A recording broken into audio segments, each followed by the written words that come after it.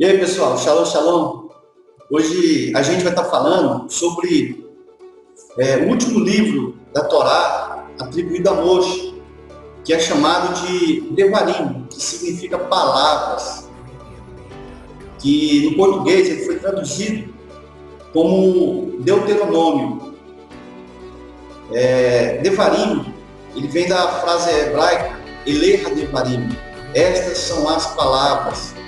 Devarim é, na verdade, uma repetição dos acontecimentos desde a saída do povo de Israel do Egito. Essa ideia, ela vem da frase hebraica Mishneh HaTorah, que quer dizer repetição da Torá, que está no livro de Devarim, capítulo 17, verso 18. Veja bem, meus amigos, o livro de Devarim ele tem 34 capítulos, e a forma que ele inicia, que ele começa logo no primeiro capítulo, no versículo 1, é muito interessante. Ele começa assim, ó: estas são as palavras que Moshe falou a todo Israel, além do Jordão, ou além do Iordan, no deserto. Devarim, ele tem um tom de discurso e a despedida de Moshe aos filhos de Israel.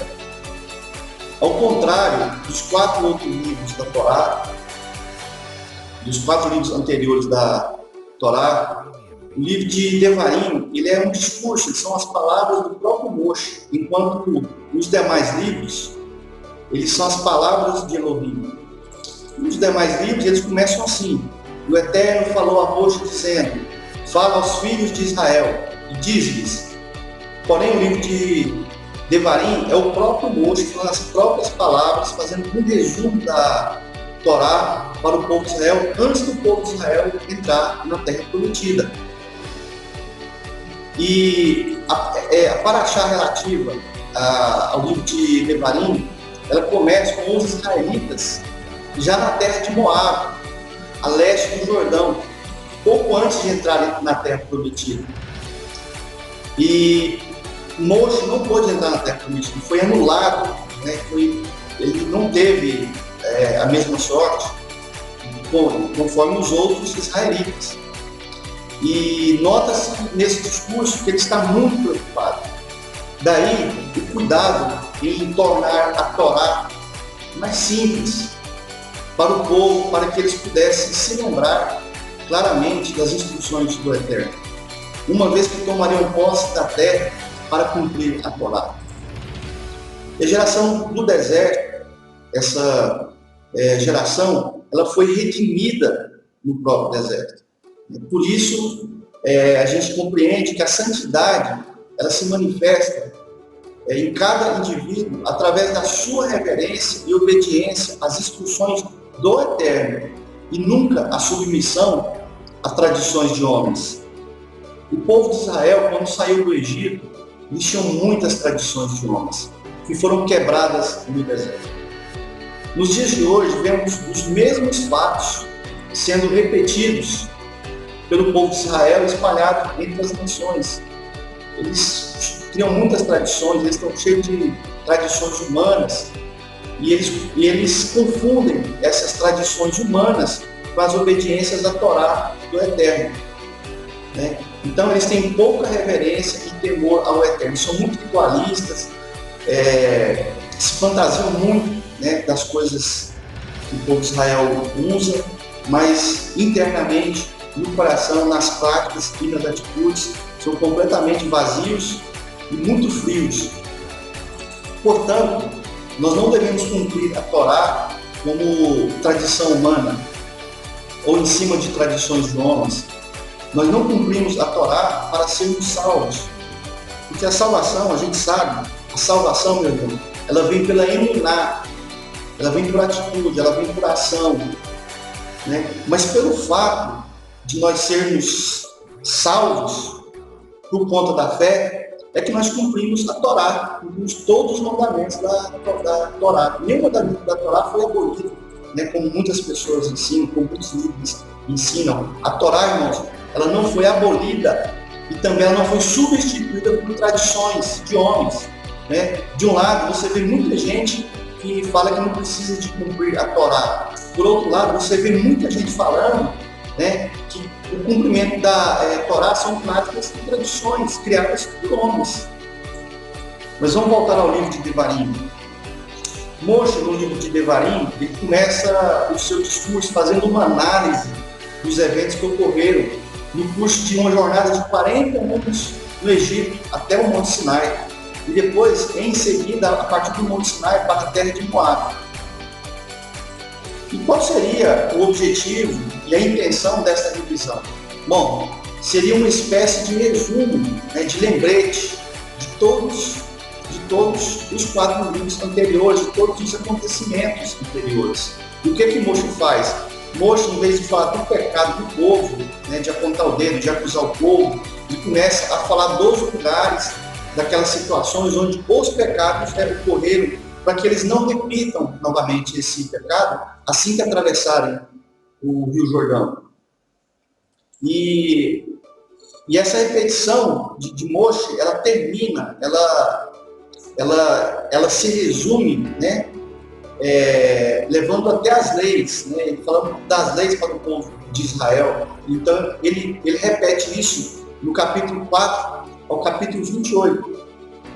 E 2 anos depois de deixar o Sinai, os israelitas já estavam prestes a entrar na terra prometida, mas estavam com a fé muito abalada, né? Ainda tinha um pouco do Egito dentro deles, dos costumes, das tradições que eles aprenderam lá no Egito. E, de uma certa forma, eles perderam a fé no Eterno, né? E suas perspectivas de lutar contra aqueles 7 povos que estavam na terra de Canaã, na terra prometida, eram muito fracas, né? eram as piores possíveis. O que o povo fez? O povo pediu que fosse enviado meraglim. O que são meraglim? São espiões, né? E eles iam à frente para fazer um reconhecimento daquela terra e daquele povo. E o Eterno concordou, né, com esse pedido do povo de Israel. Então Moshe ele selecionou um justo, um desadicto de cada tribo, para que eles fossem enviados até a terra de Canaã, para que eles pudessem espiar. Só não foi ninguém da tribo de Levi, né, mas das outras tribos foram selecionados um justo, né, de cada tribo. Após 40 dias, eles vistoriando a terra prometida, os espiões voltaram com um relatório para o acampamento de Israel em Cádiz. Em vez de eles reportarem diretamente esse relatório a Moshe e Arão, olha o que eles fizeram. Eles foram diretamente no povo, né, e começaram a falar mal daquela terra e falar do tamanho daqueles gigantes. E isso criou um certo temor no povo de Israel. E o povo começou a achar que era impossível para eles conquistar aquelas nações gigantescas e poderosas. Apenas duas pessoas, né, dois justos daquela geração, um chamado Yahushua Benum, que é Rocheia, filho de Nun, e Caleb, que mostraram fé genuína, que mostraram segurança, que mostraram confiança, que acreditaram nas promessas da terra prometida. E eles entregaram os seus relatórios diretamente para Moshe, e não para o povo, diretamente como fizeram os outros 10 espias. Após ouvir um mau relatório dos 10 espias, o povo chorou, o povo murmurou sobre aquela situação. Por que o Eterno nos trouxe para essa terra? Para que a gente caia a espada, para que a gente morra? E as nossas mulheres e os nossos pequeninos, eles serão presa fácil para aqueles gigantes. Não seria melhor para nós voltarmos para o Egito? Foi o que eles falaram, era o que o povo falava de uns para com os outros, né? Ainda falaram assim: vamos escolher um líder e voltar para o Egito, né? E alguns não se lembraram daquilo que a Eterno tinha falado para eles, que foi o seguinte, foi mais ou menos assim: então eu disse, não tenham temor ao medo deles, e o Eterno vosso Elohim, que vai adiante de vós, ele lutará por vós, assim como ele fez no Egito, diante de seus olhos, no deserto, onde, visto como o Eterno vosso Elohim vos guiou, como o homem leva o seu filho, e assim trouxe vocês até aqui. Então, o Eterno ouviu as palavras do povo, ficou muito irritado. E ele disse: nenhum dos homens dessa geração perversa verá a boa terra que jurei dar a seus pais, exceto Caleb, filho de Jefuné. Ele verá, e para ele e para seus filhos darei a terra em que ele pisou, porque ele perseverou em seguir o Eterno. Então o Eterno se irou contra Moche, e você, Moche, também não entrará lá, mas Yahushua, filho de Nun, que está diante de você, ele sim entrará. Yahushua, filho de Nun, que está diante de ti, ele entrará lá em coragem, porque ele fará com que Israel possa herdar. E vossos pequeninos, dos quais vós dissestes que seria uma presa, e vossos filhos, os quais naquele dia eles não tinham conhecimento entre o bem e o mal, eles entrarão lá, e a eles eu darei, e a eles a possuirão a terra. Mas quanto a vós, para trás, e tomai a jornada de volta para o deserto pelo caminho do Mar Vermelho. Esse relato está no livro de Devarim, capítulo 1, do verso 29 ao verso 40. E só depois que Moche intercedeu por Israel é que cessou a ira do Eterno contra o povo. Mas o problema é que o decreto espiritual que eles já tinham acionado com as ações, com as práticas, com os pensamentos, com aquele medo todo, já tinha criado uma sentença, né, por efeito da incredulidade desse povo. E a entrada de Israel naquele momento, né, já se passaram 2 anos que eles tinham saído do Egito, e a entrada de Israel naquele momento foi adiada por pelo menos 40 anos. E como os espias tinham ficado 40 dias, o povo de Israel teve que pagar 1 ano por cada dia do tempo que eles ficaram espionando a terra prometida. E nesse período já tinha se passado 2 anos. E veja bem, durante esses 40 anos no exílio, cada pessoa de 20 anos de idade e mais velhos, até 60 anos, eles foram destinados a morrer no deserto. Exceto Yahushua ben Nun, Josué, filho de Nun, e Caleb, filho de Jefuné. Os 2 espiões que mostraram fé na palavra do Eterno, e os outros morreram, né, imediatamente por uma praga que o próprio Eterno enviou exatamente para esses, né, que se rebelaram, deram um mau testemunho que a gente considera como Lashon Hará, que falaram mal da terra. Aí você imagina bem, amigo, se eles falaram mal da terra e foram punidos, imagina uma pessoa que fala mal de outra pessoa, um ser humano que fala mal de um ser humano. E quão a punição para essa pessoa não deve ser muito mais severa. O pecado deles claramente foi um pecado de Lashon Hará, isso está muito claro, né? Deu para perceber isso no texto, porque foi a fala, foi o mau relatório que eles falaram da terra que levou eles àquela punição. Então você imagina, se falar mal da terra gera tanto mal, imagina falar mal do próximo, falar mal de outra pessoa, fazer fofoca, fazer uma má fama de uma pessoa, né? Então isso é terrível. Naquele momento, muitas pessoas devem ter se arrependido porque pecaram. Só que seus atos geraram sentenças decretadas espiritualmente, né, por eles mesmos.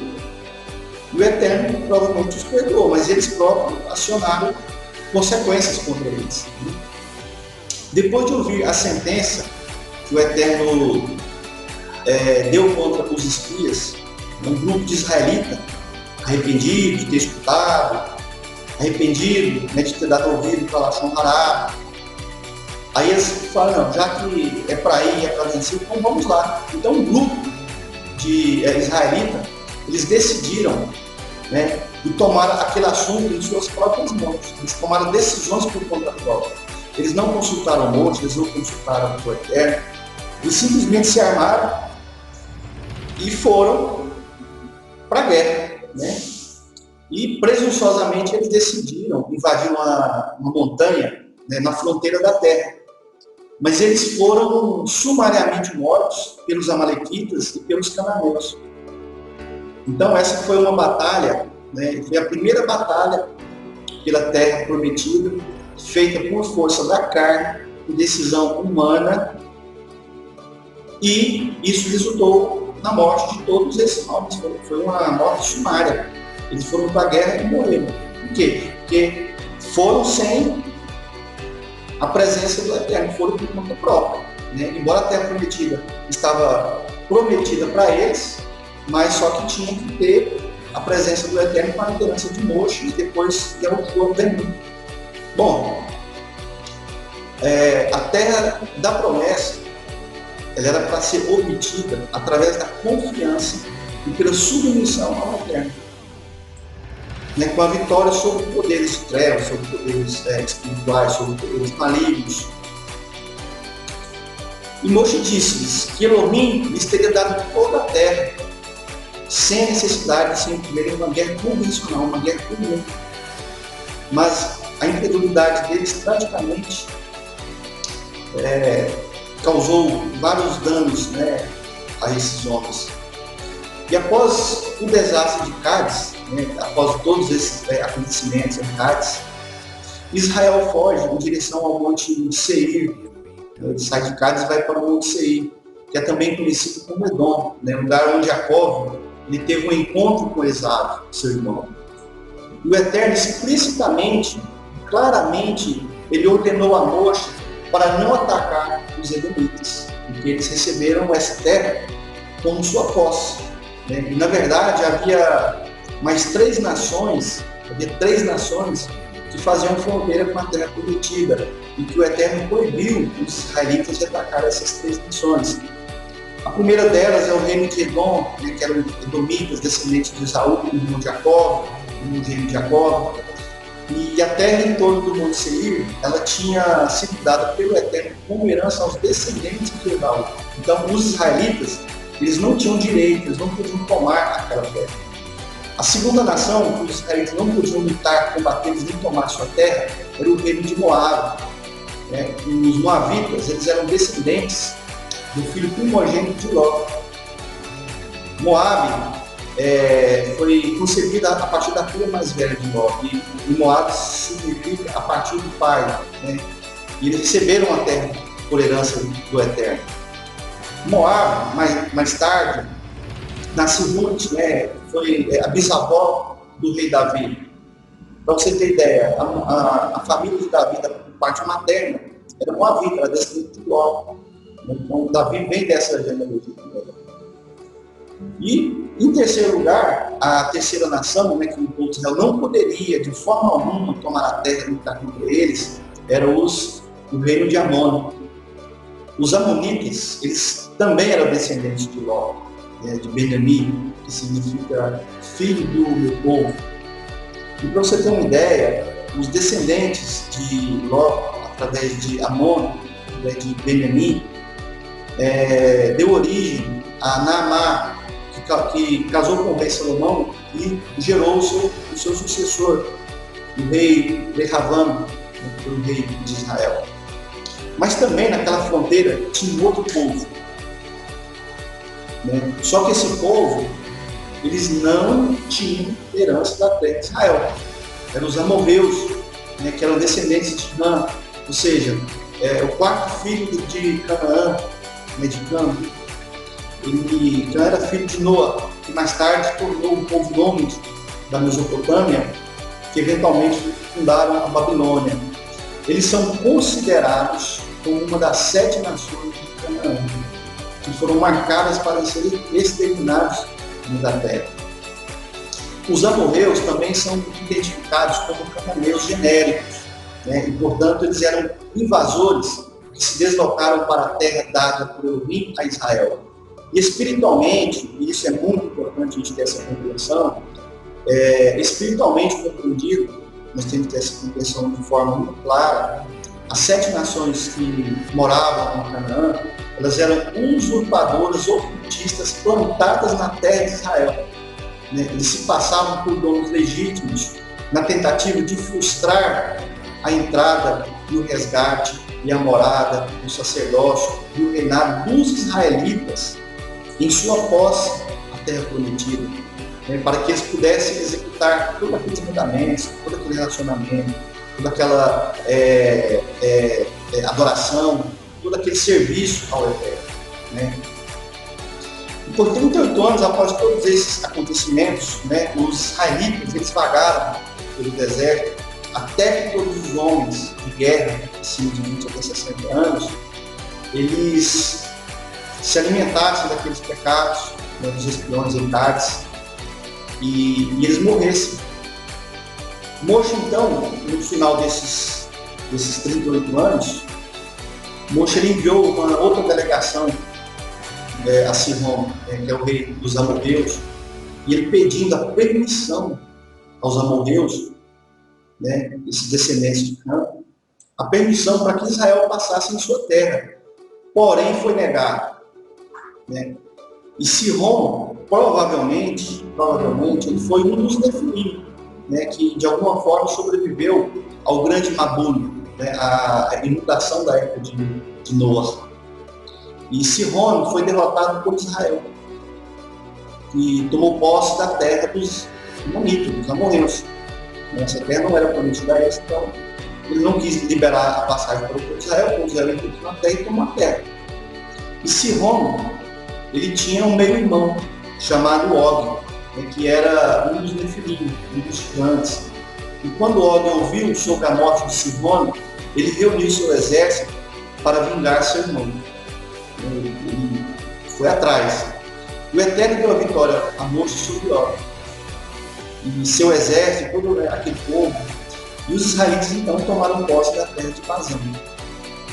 Após essas duas batalhas, Israel partiu para as terras de Moabe, né, prestes a atravessar o Iordan e capturar Jericó. E Moshe, então, ele incentiva, ele conversa, ele anima, né, aquele que seria o seu sucessor, Yehoshua ben Nun, né? E o que Moshe fala para ele? Moshe fala para ele o seguinte: Yehoshua ben Nun, os teus olhos, eles viram tudo que o Eterno, vosso Elohim, tem feito a esses dois reis. Você presenciou, você testemunhou. Assim, o Eterno e todos os reinos em que você está atravessando, você não deve ter medo de nenhum deles, porque o Eterno, vosso Elohim, ele é quem luta com você. Então, Rabino, nas nossas lutas, quando você de fato tem o Eterno, quando você de fato caminha com o Eterno, quando de fato você está com o Eterno, né, e a gente não deve confundir essa conexão com o Eterno, pensar que tradições de homens, que pensamentos, que razões, que lógicas de homens, elas substituem essa conexão com o Eterno. A conexão com o Eterno ela tem que ser muito íntima, ela tem que ser com muita pureza, ela tem que ser com muito amor, ela tem que ser com muita dedicação, tem que ser com muita alma. Você, de verdade, de fato, você tem que estar envolvido com o Eterno para que você tenha vitórias. Shalom, shalom para você e até o próximo estudo. Shalom, shalom. Muito obrigado.